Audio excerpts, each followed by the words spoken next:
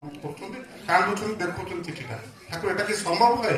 ଅନ୍ତ ମାର ଦୁଇଟା ଜାଗାରେ ଗୋଟେ ସମୟରେ ଗୋଟେ ଦିନରେ ପାବନାରେ କୋଲକାତା ରହିପାରିବେ ନା? ଠାକୁର କହିଲେ ଭାବୁଛୁ କି ସେ ମୋଠୁ ଭିନ୍ନ ବୋଲି? ଭାବୁଛୁ କି ତୁ ମୋଠୁ ବି ଭିନ୍ନ ବୋଲି?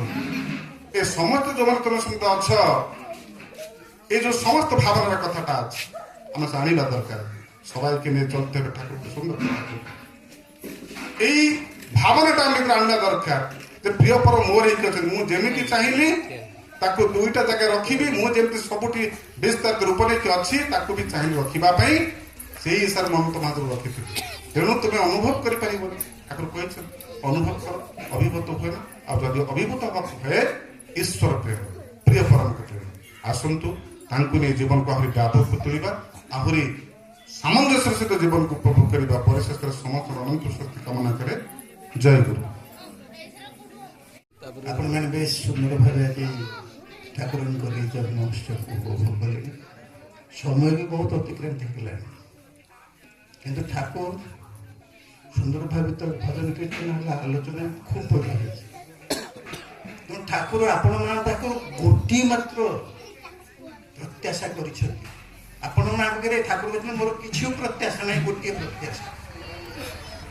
ସେ ପ୍ରତ୍ୟାଶାଟି ମୁଁ ଜାଣନ୍ତି। ଠାକୁର କହିଛନ୍ତି ଯେ ତୁମେ ମାନେ ମଙ୍ଗଳରେ ରହ, ତୁମ ପରିବେଶକୁ ମଙ୍ଗଳରେ ରଖ। ବାସ୍,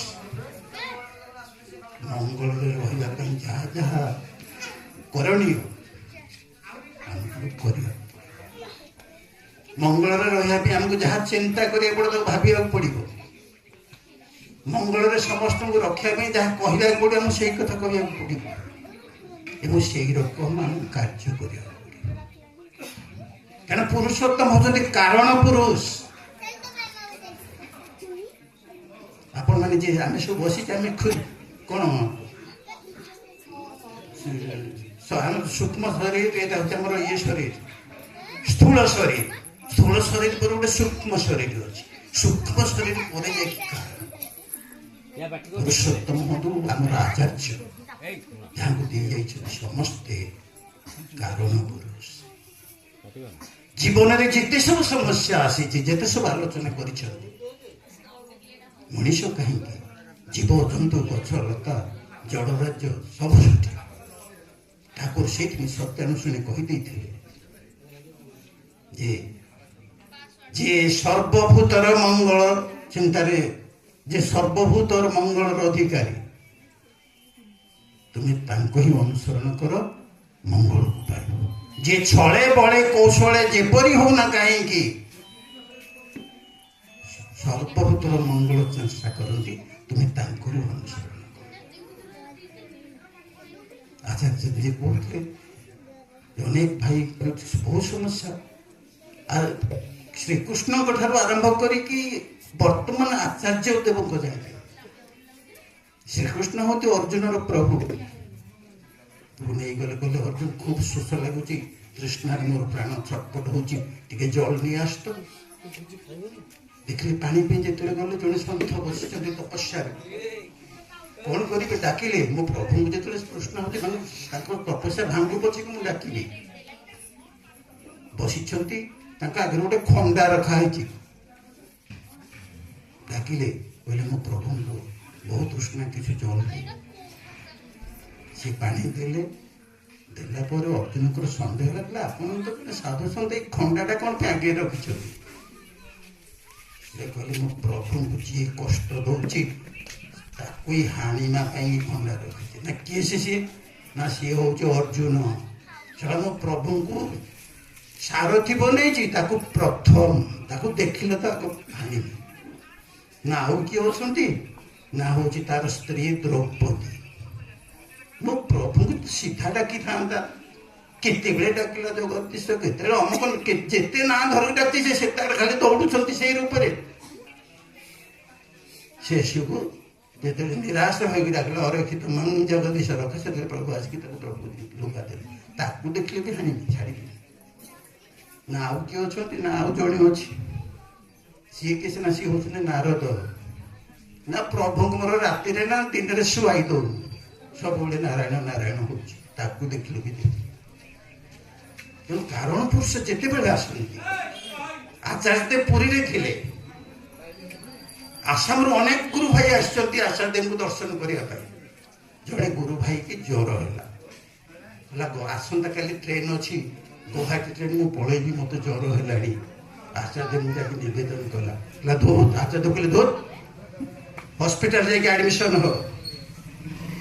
ଜଣେ ରୀତିଙ୍କୁ ଦାୟିତ୍ୱ ଦେବେ, କହିଲେ ଦେଖ ତାକୁ ହସ୍ପିଟାଲ ନେଇକି ଆଡମିସନ କର, କିନ୍ତୁ ଦେଖ ମନେ ରଖିବୁ ରାତିରେ କିନ୍ତୁ ତା ସେଜ ପାଖରୁ ଛାଡ଼ିକି କୁଆଡେ ଯିବୁନି, ଫୁଲ ନାଇଟ୍ ତାକୁ ଜଗିକି ବସିବୁ। ନିର୍ଦ୍ଦେଶ। ଆଡମିସନ କଲେ, ରାତିରେ ଜଗିକି ବସନ୍ତି, ଆଚାର୍ଯ୍ୟ ବସଛନ୍ତି, ସେ ସନ୍ଧ୍ୟା ପୂର୍ବରୁ ଖାଇଦେଇକି ପ୍ରେୟାର ପରେ ଖାଇଦେଇକି ଆସି ଜଗିକି ବସନ୍ତି। ରାତିରେ କଣ ହୁଏ ଯେ ଭାଇ କହୁନଥିଲେ ମାୟା ଫାୟା ସବୁ, ସ୍ୱୟଂ ଯମଦୂତ ମାନେ ଆସିକି ତା ଗୋଡକୁ ଧରିଥିଲେ ଟାଣନ୍ତି, ଭୟରେ ଚିତ୍କାର କରିକି ରୀତିକି ବସିଥିବେ, ଜାବୁଡ଼ିକି ଧରି ପକାଏ। କଣ ହେଲା ନା ବୁଢୀ କଳା କଳା ଲୋକ ଆସିକି ମୋ ଗୋଡକୁ ଟାଣୁଛନ୍ତି।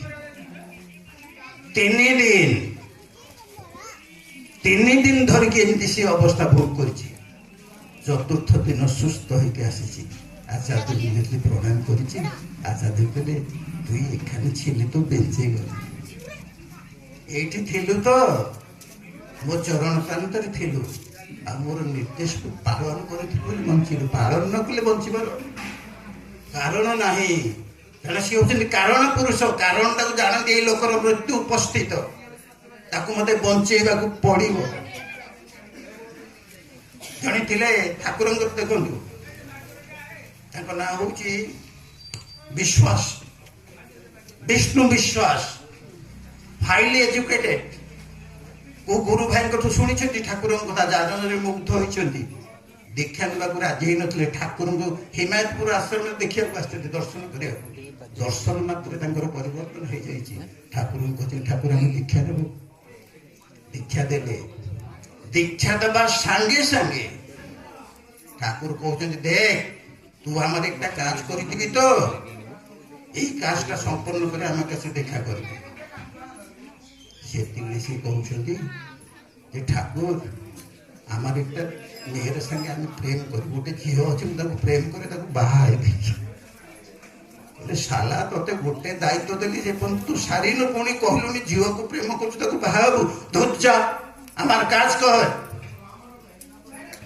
বলে ଠାକୁରଙ୍କର କାର୍ଯ୍ୟ ସମ୍ପାଦନ କରିକି କଲିକତାରେ ଯେତେବେଳେ ଫେରୁଛନ୍ତି, ଶିଆଲଦା ଷ୍ଟେସନରେ ଆସିକି ଯାଉଛନ୍ତି, ଟ୍ରେନ୍ ଧରିକି ଆସିବେ ହିମାୟତପୁର ଆଶ୍ରମ। ଯୋଉ ଝିଅକୁ ପ୍ରେମ କରୁଥିଲେ 2 ବର୍ଷ 3 ବର୍ଷ ଅତିକ୍ରାନ୍ତ ହେଇଯାଇଛି, ତା ସହିତ ସମ୍ପର୍କ ନାହିଁ। ସେଇ ଝିଅ ବିଧବା ହେଇଛି। ଗୋଟିଏ 1 ବର୍ଷ ହବ ଗୋଟେ ଶିଶୁ କନ୍ୟାକୁ କାଖରେ ଧରିକି ଗୋଟେ ଛିଣ୍ଡାଲୁଗା ପିନ୍ଧିକି ଭିକ୍ଷା କରିକି ଷ୍ଟେସନରେ ପହଞ୍ଚୁଛି। ଦୂରରୁ ଦେଖିଲେ କହିଲେ ଇଏ ତ ସେଇ ମିନୁ। ପାଖକୁ ଗଲେ କହିଲେ ମିନୁ, ତୁ ମିନୁଟି ନା? ହଁ, ତୁମେ ତମେ କହିଥିଲ ବିବାହ ହବ ବୋଲି, 3 ବର୍ଷ ହେଲା ତୁମ ସହିତ ସମ୍ପର୍କ ନାହିଁ। ମୋର ବାପା ମା ମତେ ବିବାହ କରିଦେଲେ। ବର୍ଷକ ପରେ ମୋର ସନ୍ତାନ ହେଇଛି, ସନ୍ତାନ ଜନ୍ମ ହେଲା ପରେ ମୋର ସ୍ୱାମୀ ଚାଲିଗଲେ। ବହୁତ ଦୁଃଖରେ ସେଦିନ ସେ ଠାକୁରଙ୍କ ପାଖକୁ ଆସିଥିଲେ। ଠାକୁରଙ୍କ ପାଖକୁ ନିବେଦନ କଲେ। ଠାକୁର କହିଲେ ଶାଲା, ତୁ ଯଦି ତାକୁ ବିଏ କରିଥାନ୍ତୁ ନା, ତୋର ଏଇ ଅବସ୍ଥା ହେଇଥାନ୍ତା। ସେ ବିଧବା ହବା ହିଁ ହେଇଥାନ୍ତା, ତାର କୋଷ୍ଠୀରେ ହିଁ ବିଧବା ଯୋଗ ଥିଲା, ତୁ ବାହା ହେଇଥିଲେ ବି ମରିଥାନ୍ତୁ। ମୋର କହିବାର କଥା ହଉଛି, ସେ ହଉଛନ୍ତି କାରଣ ପୁରୁଷ। ସେ ଶ୍ରୀକୃଷ୍ଣ ହୁଅନ୍ତୁ, ରାମ ହୁଅନ୍ତୁ, ରାମକୃଷ୍ଣ ପରମହଂସ ହୁଅନ୍ତୁ, ଯିଏ ବି ହୁଅନ୍ତୁ, ଆଚାର୍ଯ୍ୟ ଦେବ ହୁଅନ୍ତୁ। ଆଚାର୍ଯ୍ୟ ଦେବ ଏବେ ଯିଏ ଜଣେ ଭାଇ ଆସିଥିଲେ, ବହୁତ ହାଇ ଫାଇ ଲୋକ, ରିସେଣ୍ଟ ତାଙ୍କ ଥ୍ରୋଟ୍ ଇନଫେକ୍ସନ ହେଇଛି ଭୀଷଣ ଭାବରେ। ଡକ୍ଟର କହୁଛି ଏକଦମ ପାୱାରଫୁଲ ଆଣ୍ଟିବାୟୋଟିକ ଖାଇଲେ ଭଲ ହେଇଯିବ। ସିଏ କିନ୍ତୁ ମୁଁ ଏଲୋପାଥିକ ଔଷଧ ଖାଇବିନି, ଏଲୋପାଥିକ ଔଷଧ ହଉଛି ବିଷ, ମୁଁ ଖାଇବିନି ତାକୁ। ଆଚାର୍ଯ୍ୟ ଭାଇ କଥା ଆସିଲା ଯେ ଦାଦା ସେ ଏଲୋପାଥି ଔଷଧ ଖାଇବାକୁ ରାଜି ହଉନାହାନ୍ତି। ଆଚାର୍ଯ୍ୟ ଟିକେ ବସିଦେଲେ, ଚୁପ୍ ବୋଲି କହିଛନ୍ତି ଏବେ ଆୟୁର୍ବେଦିକର ଡବାଟେ ନେଇ ଆସି ଏଲୋପାଥି ଔଷଧ ତାରି ଭିତରେ ଭର୍ତ୍ତି କରିକି ତାକୁ ଦେଇଦେଲେ।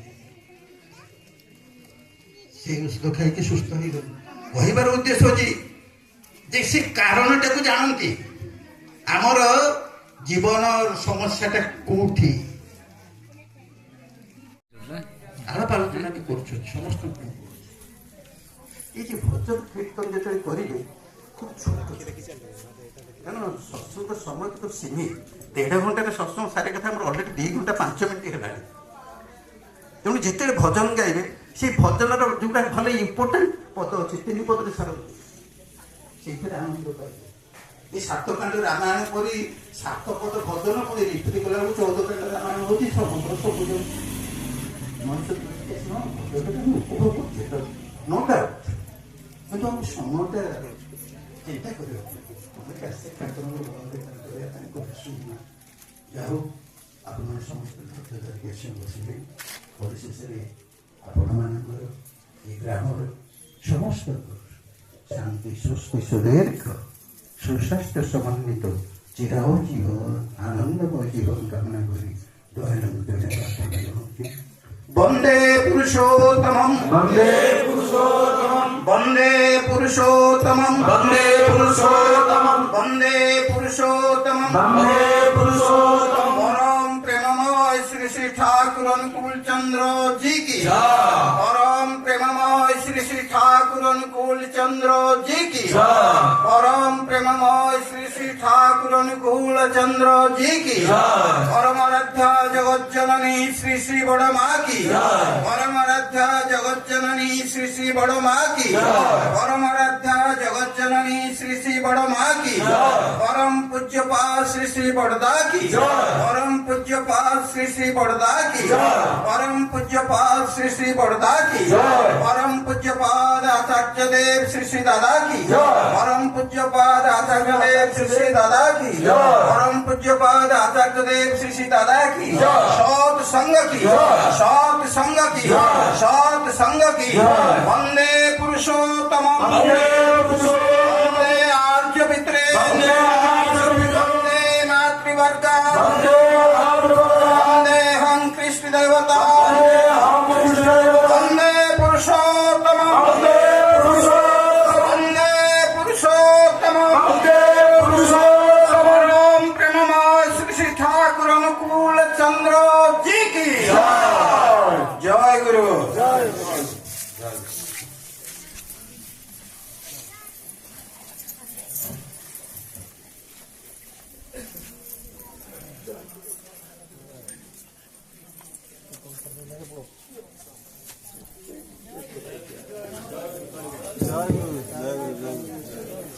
आसंता काली आमर माधवपुर रे 11:30 समय एक विशेष सत्संग अच्छी आम सुभाष भाई तारीख रे ता पर दिन संध्या समय गोहिरापड़ार वार्षिक उत्सव जय गुरु